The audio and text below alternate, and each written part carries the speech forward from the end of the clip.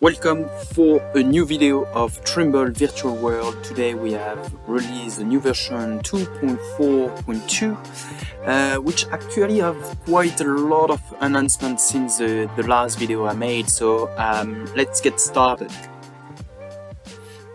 So first of all, I'm going to do some quick update on the virtual world. So the world tab, so we have updated the rendering for the scene, and so the pipeline scene has been damaged. So we are working on enhancing this one. You should get some new scene around that, mostly around mounting, because that's mostly of the feedback we have received. So stay tuned for this one. For the other scene, pretty much everything stays the same. You can go to the polytown again, because it's again my favorite one. As you can see, there is a slightly better rendering which happening. So that has been done over the time. It helped to reduce the shiny side of the persona and the different objects. But first of all, the big announcement or the big change which has been happening, it's around the wheel selection. So you can see we have created a more aligned design with what we have and what Trimble has as well. Because we have been requested quite regularly around the pole, so for some application now we have explored the site safety training, and on this aspect quite often the character, so Bob, is not anymore a surveyor but more a site manager. So they want to build a scene on the quest, and which I will come back to this after. And we want, for example, Bob to hide the pole from his hand. So there is a new button now. You can hide the pole from it and bring it back. Same again, you can turn off and on the target. This nothing change on this side.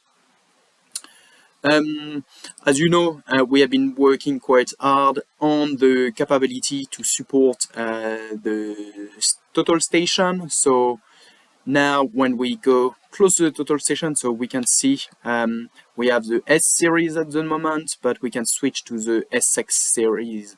So there have been some improvements in performance on the SX12. It's not perfect still, but pretty good, and do some very cool scanning of the site. So have a play and give us feedback on this one. So in the past, you was able to pick the place the total station from any location. Now we have slightly enhanced this aspect where you need to be close to the total station, so something a bit more realistic. You need to be in the proximity of your instrument to pick it. So from here, I'm going to use the P control key or the RT trigger on the Xbox controller to pick it. So it's going to ask me, do you want to move it? So I'm going to say yes. And so in the past we was showing a green laser to show where is the total station or what is his plummet. Now we have enhanced it where the camera is showing you a down facing target on it. So using the control key, control and the arrow, you can see that we can move quite precisely instead of having the walk around. So I'm going to be close to it, and from there I can press P again to release. But because this one, it's a control mark, it's a known point in the game, we have detected the proximity. So when you say P, it's going to say, do you want to move it over the mark? So if you say no, you still hold the total station, and you can see that if I go further away, I can say place here, and he's asking me a different question, finish moving the total station. So I'm going to say no and go back to my control point. So I'm going to say place it here. He said it's over a mark. I say yes, and automatically placed it straight over the control point. Those are big part we have been working on. So we have been working very closely with some universities to enhance the quest builder, to create some tutorial. But we have as well worked on a couple of sites, a construction site who want to use virtual world to, for example, do some site planning or some site briefing for the safety. So this is some of the stuff we have been doing. So on this interface now you can see that you can copy a quest. So if you already have created one, you copy it and you can edit it. You can run a quest, edit and delete. So if you delete, we have put a safeguard behind it just to tell you careful, you are going to delete that. The other one we can rename, and the interest of that, there was a lot of interest on this one. There is a strategy around calling it tunnel 1 and tunnel 2. So for example, when I come back after, it allows me to finally switch between, when you are in the game, if you have multiple sequences, you can switch between the quest 1 to the quest 2 automatically.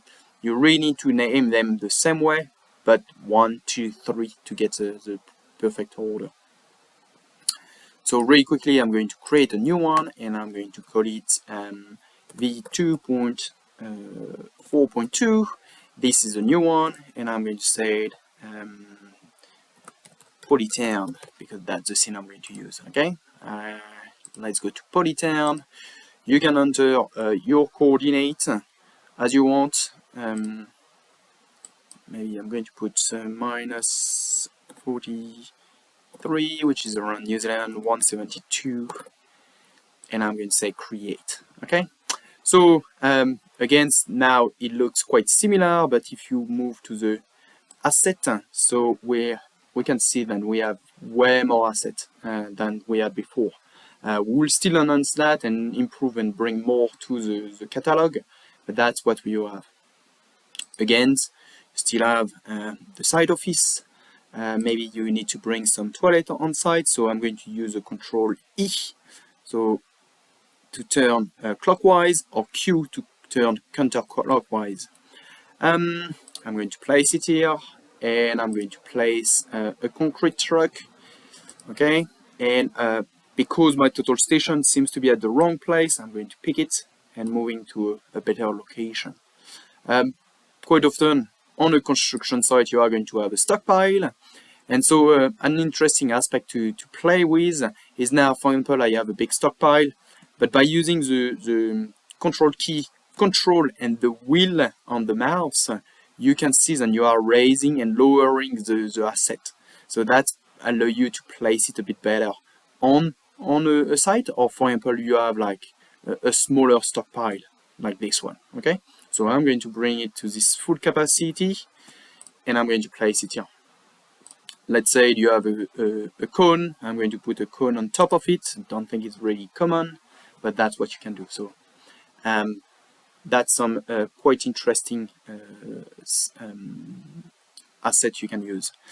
Another asset you have is going to be the tripod. So the Traverse kit is now available in the quest. So you can see, so I'm going to get close to the total station, and you can see then when you move your target, the target will be always facing your instrument. So I'm going to place it right over there, and maybe I'm going to place another one right down the road. Okay, if I take my total station, you see it's still tracking me and facing always the total station. So that's an interesting feature which allows you to be a bit faster. Some other cool enhancements which happen. So we are going to place, for example, a column here, and so we have enhanced as well the pop-up windows. So you can enter a title. So I'm going to say stockpile. You can enter your text right here, but if you want to do a bit more rich text, for example, bold, underline, bring some color to your text, you can go to the website here. They will explain you all the different components you can do. So you can see, for example, if you want to do bold, you will need to use this kind of symbol before your text or after it to finish it. Okay. I'm going to say this is your site stockpile, and you enter whatever you want, okay?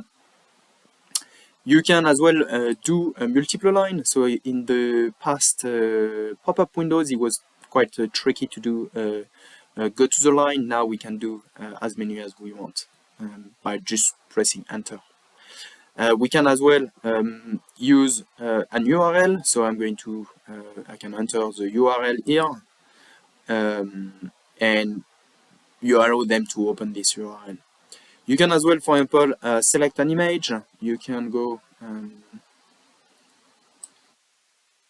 going to open this one.